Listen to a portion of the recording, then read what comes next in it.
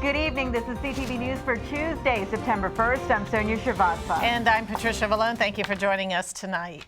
Well, a state panel empowered by the General Assembly to make decisions regarding police body cameras is scheduled to vote on recommendations today in Annapolis.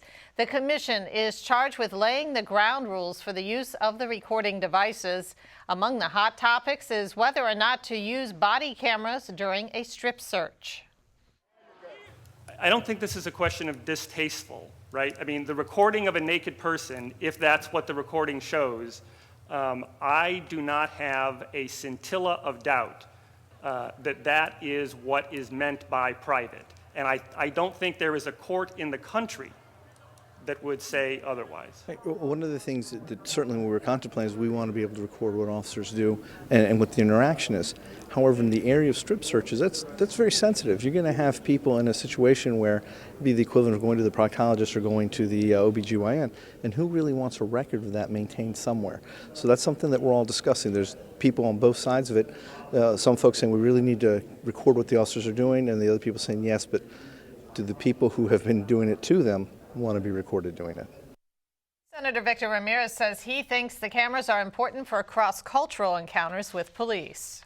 With, immigrant community, Latino community, I think that the trust is also there. The lack of trust is also there. And I think the language barrier can sometimes be difficult to understand from a law enforcement point of view, and also from the community's point of view. I think having the video camera there, having the audio being recorded, I think, you can refer to it. The 22-member panel must make its report to the Maryland Police Training Commission by October 1st. The MPTC is required to publish the new policy by January 1st, 2016.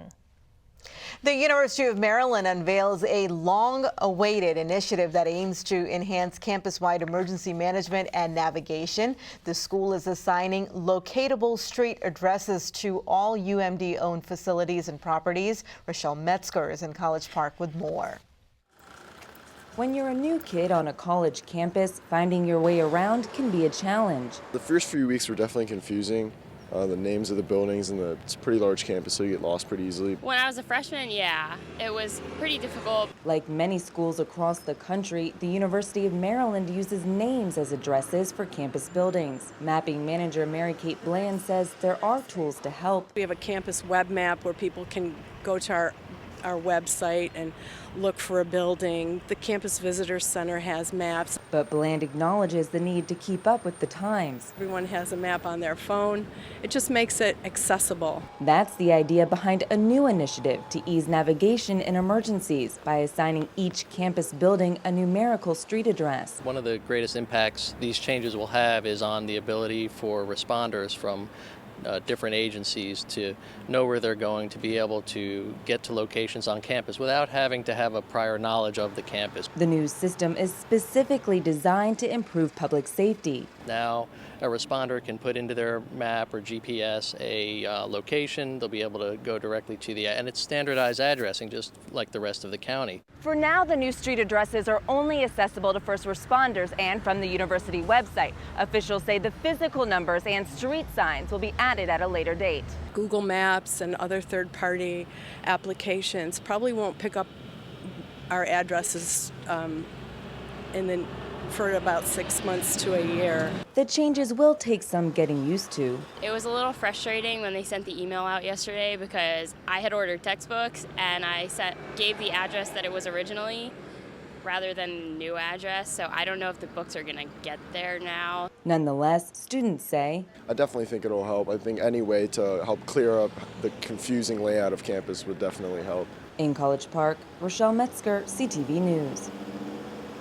And it is confusing for sure. Well, officials expect all of the new street addresses to be accessible by first responders by the end of the month and through third-party navigation services in 2016. In the meantime, university police are asking students and staff to learn their street address in case of an emergency. And details on the initiative, along with interactive maps, can be found online at maps.umd.edu/addressing.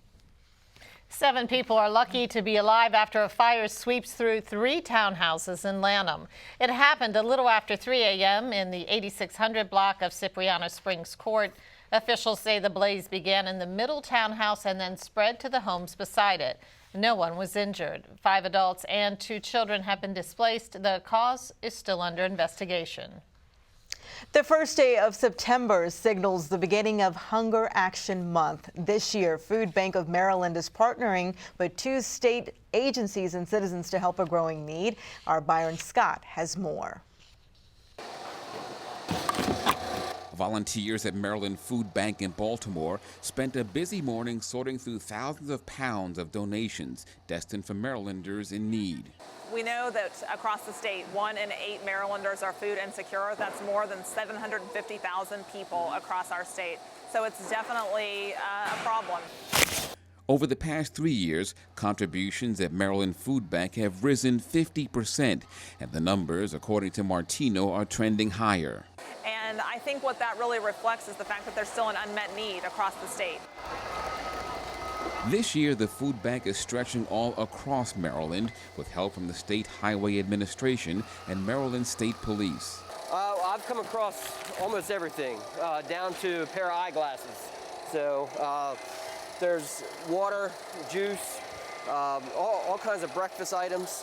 Items collected here will be distributed to soup kitchens, pantries, shelters, schools, and other community-based organizations. For Lisa Yarmus, who volunteers weekly, it's a chance to help others. The food bank's motto is indeed a tall order, until hunger ends, and Yarmus is helping to make that happen. Well, what I'm doing is I'm taking out all the canned prep, which means anything that you can basically open up and eat.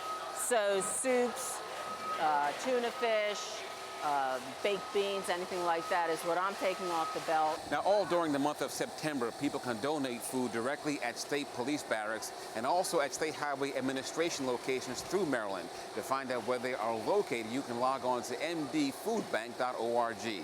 In Baltimore, Byron Scott, CTV News. Again, we want to pass on that address to you, mdfoodbank.org. And stay where you are. You're watching CTV News. I'm Sonia Shrivastava. And I'm Patricia Vallone.